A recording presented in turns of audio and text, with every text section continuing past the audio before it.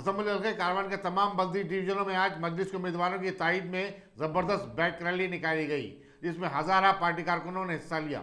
Rally की क़यादत मजलिसी रुकन assembly Kausar Moinuddin ने की, जिसका आगाज टप्पा चबूतरा ओल्ड पुलिस स्टेशन से हुआ। रैली हल्के जात, लंगर हाउस, गोलकुंडा, टोली चौकी और नाना नगर का अहाता करते हुए हकीमपेट गुंटे के पास अख्ताम को पहुंची। मजलिसी उम्मीदवार मोहम्मद नसीरुद्दीन, हारून फरहान, वजीउज़्ज़मा सिद्दीकी, मोहम्मद फरीद और स्वामी यादव भी रैली में शरीक थे।